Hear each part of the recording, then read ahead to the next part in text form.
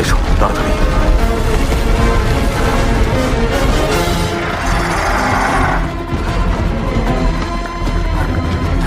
দাঁড়া,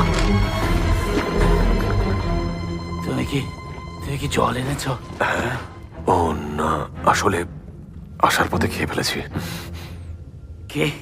আরে তেষ্টা পেলে কি করবো?